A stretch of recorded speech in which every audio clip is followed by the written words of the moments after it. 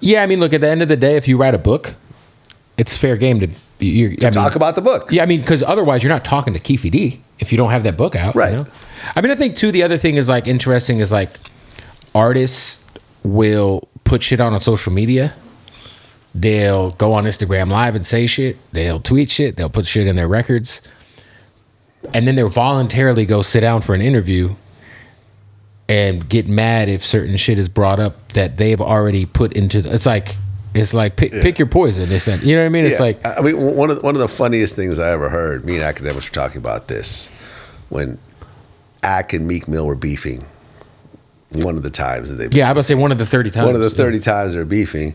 And Meek Mill was like, yo, why would you repost pictures of me and my homies waving around guns when you know that we have warrants out?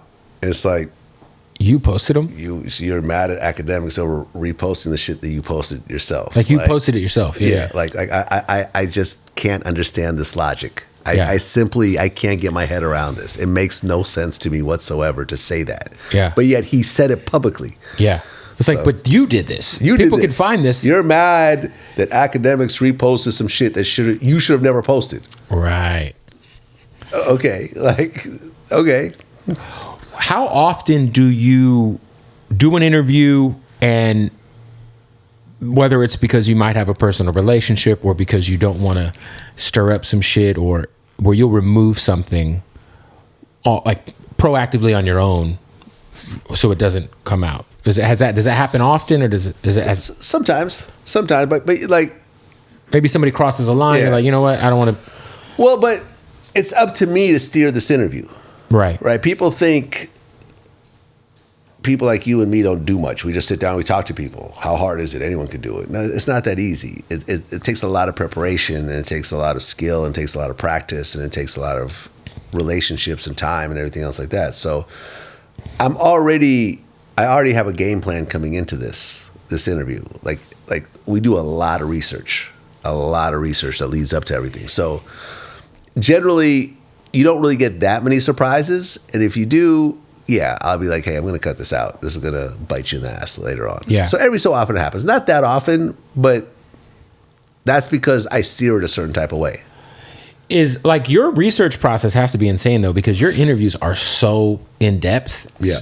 But you do so many of them. I know you have a team, right? But at the same time, like you have to also kind of be invested into who you're talking to. So you also have to make sure you're applying yourself to whatever research your team brings to you. Like, how many hours a week are you diving in and preparing for these conversations? It's all over the place. I mean, my assistant Evan, he does like the first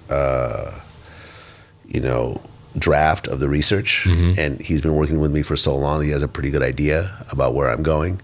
But when it comes to certain, I'm older than him, and I've been in hip hop longer, so I was a hip hop nerd.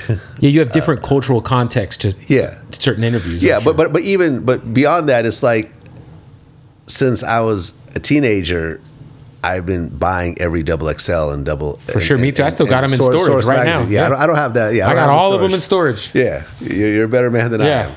But like, I would read everything from cover to cover, and a lot of this stuff never made it onto the internet. Right? This is just a magazine from 20 years ago. Yeah, like a callback from an article. Yeah. Like, and I'll do that. I'll be like, hey, in this one article you mentioned whatever, and this is just from my memory banks.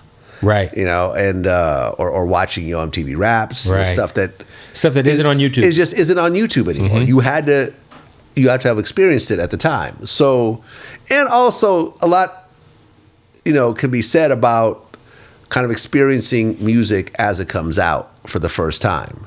Like, it's one thing for a 20-year-old to listen to Michael Jackson's Thriller and say, wow, this is really good. It's something different to be my age and actually remember when Thriller came out and how big of an impact. And it was like, my God. And I was in elementary school at the time. I was still a kid. But you knew it was the biggest thing ever, even as a kid. And you can't really go back and experience that after the fact. Yeah, it's like these, there's like kids who dive into like old Outkast or old Kanye, Yeah. and it's like, yeah, but I went to the store and bought the CD on a Tuesday, Right? You know what I mean? And like, I remember, like, yeah, there's certain. I think that's what I appreciate about a lot of your conversations is like you still do have that kind of approach, especially when it comes to some of the like older artists, right? Who I grew up listening to, you know what I mean? So you're gonna get that conversation.